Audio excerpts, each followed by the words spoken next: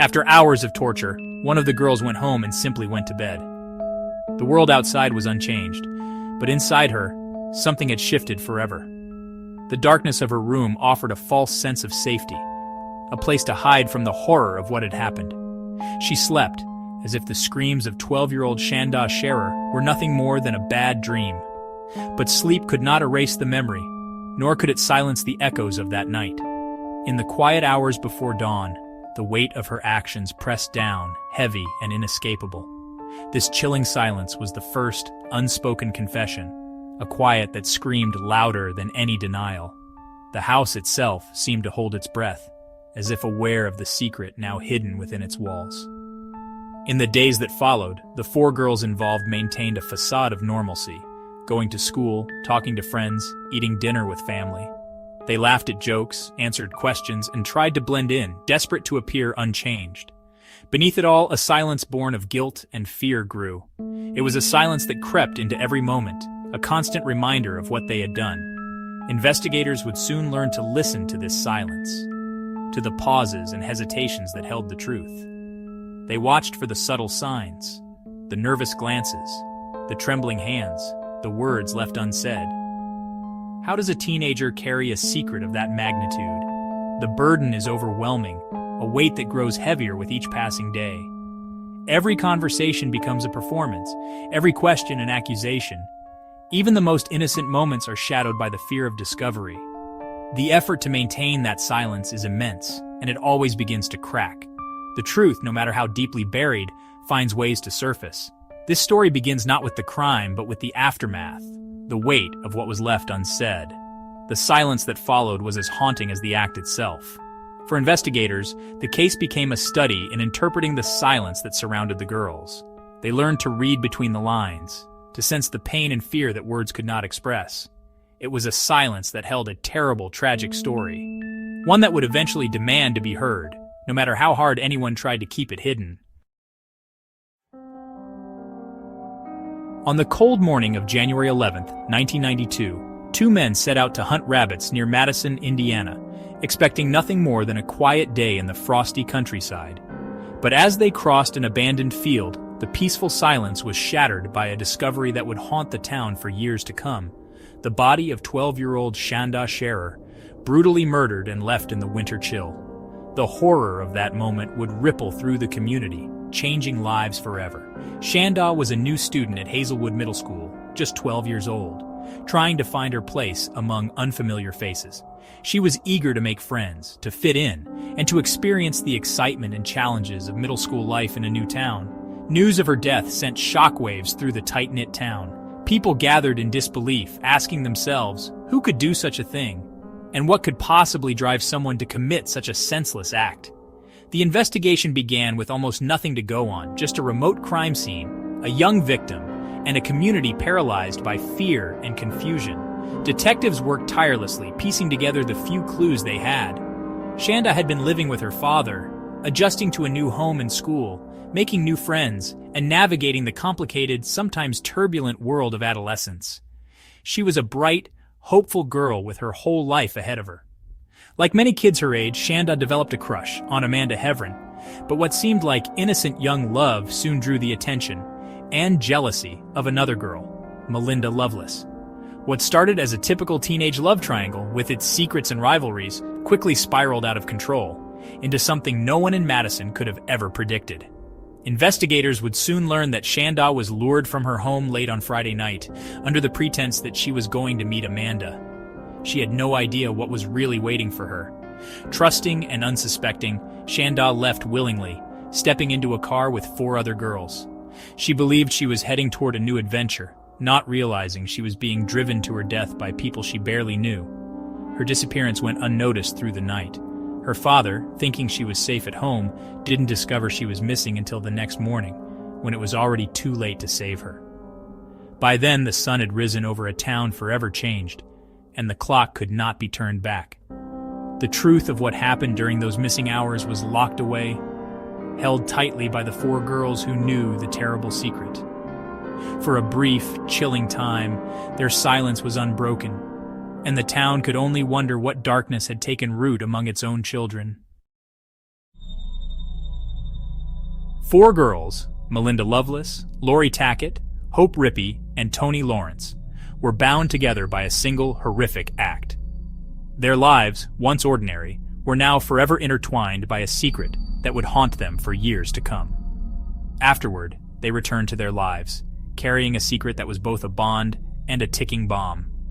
Each day, they walked the halls of their schools and sat at their dinner tables, pretending nothing had changed, while the weight of what they'd done pressed down on them. Melinda, the ringleader, hid behind a mask of composure, as if she could will the crime out of existence. She tried to act normal, but inside, she was constantly on edge, afraid that any slip could expose the truth. Lori, the driver, tried to erase evidence, believing that if there was no proof, there was no crime. She scrubbed away at every trace, but the memory of that night clung to her, impossible to wash away. Hope and Toni were different. Their silence was born of fear and guilt. They barely spoke to each other, each girl lost in her own thoughts, terrified of what might happen if anyone found out. Hope was haunted by nightmares. Toni tried to distance herself from what she'd seen. Sleep brought no relief, only flashes of memory and a growing sense of dread. Together, they agreed on a simple lie. They'd dropped Shanda off safely. It was a story rehearsed in whispers, a fragile shield against suspicion. But a lie of that magnitude is hard to maintain. Every question from parents or friends felt like a test, and every answer risked unraveling the truth. Among 4 teenagers, each wrestling with their own conscience, perfection was impossible. The pressure mounted, and cracks began to show in their carefully constructed facade. Their silence was not solidarity, but mutual distrust. Each girl wondered if the others would keep quiet or if someone would break under the strain. Each girl was a potential weak link. The fear of betrayal hung over them, making every interaction fraught with tension. Every quiet moment threatened to unravel their story. The silence in their homes, the ticking of the clock, became reminders that the truth was always lurking, waiting to be revealed. It was only a matter of time before someone broke. The secret that once bound them together was now tearing them apart, and the truth was closer to the surface than any of them dared to admit. Police quickly focused on Melinda Loveless, whose connection to Amanda Heavrin made her a person of interest. Melinda was calm, delivering a rehearsed story. They'd picked up Shanda, taken her to Taco Bell, and dropped her off. Investigators sensed something was off. Her story was too clean, her demeanor too flat. They pressed her, pointing out inconsistencies, asking her to repeat her story. Melinda's composure was chilling, her silence a shield, but under pressure, a tiny crack appeared. She admitted there might have been a fight, a scuffle. This was the first break from the perfect alibi. If that part was a lie, what else was? Investigators seized on it, knowing they were close. Melinda was still silent about the murder, but the truth was beginning to seep through. The wall of silence was starting to crumble. One small, grudging admission at a time, the truth edged closer. The dam was about to break. While Melinda clung to denial, Hope Rippey was falling apart. At 15, the secret was too much. She couldn't eat, couldn't sleep, haunted by what she'd witnessed. Her parents noticed the change and urged her to talk. At first, Hope stuck to the lie, but her terror was obvious. Her silence was a desperate cry for help. The turning point came when her parents took her to the police. In the interrogation room, Hope's resolve shattered. She began to whisper fragments of the truth. She hadn't wanted to do it. She was scared. Melinda was in charge. Her partial confession was the key that unlocked the case. She implicated the others and described the witch's castle, giving investigators their first real details. The silence was broken, not by clever police work, but by a conscience that couldn't bear the weight. The pact was shattered. The other girls would soon follow. With Hope's confession, investigators turned to Toni Lawrence.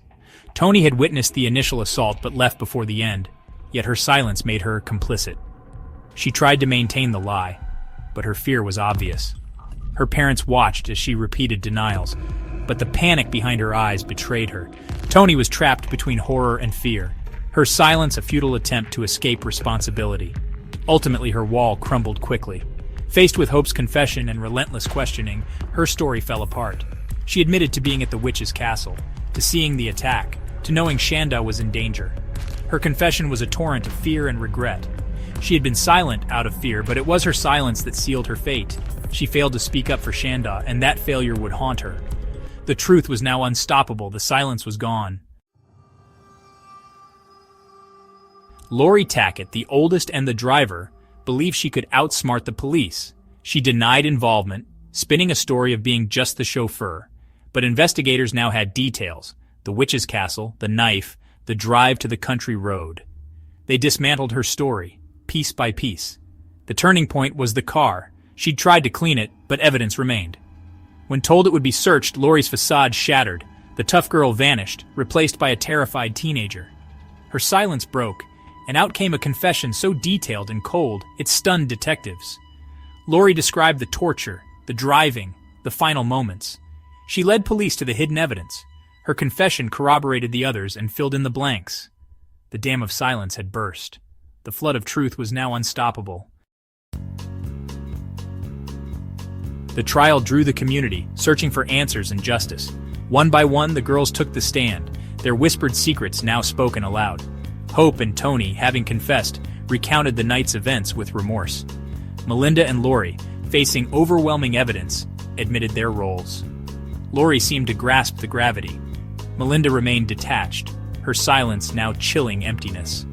The jury heard about jealousy, planning, abduction, and Shanda's pleas for mercy. The girls' testimony, stripped of denial, was the most powerful evidence. Each word was an echo of the silence they'd kept. In the end, justice was delivered. Melinda and Lori received 60 years. Hope and Tony, lesser sentences. The trial answered the what and how, but never the why. The Shanda Sharer case is a tragic reminder of the darkness that can hide behind a youthful face. It teaches us that silence is never empty. It's filled with the things we're too afraid to say. The girls' silence was their shield, but it only amplified their guilt. Investigators learned to listen for what wasn't said, the absence of shock, empathy, or fear. Hope's crumbling silence broke the case. Melinda's cold silence revealed her chilling psyche. In this story, silence was a spotlight, not a refuge. The case forces us to pay attention to the quiet moments, the unspoken emotions. Sometimes, truth is found in hesitations and avoided conversations.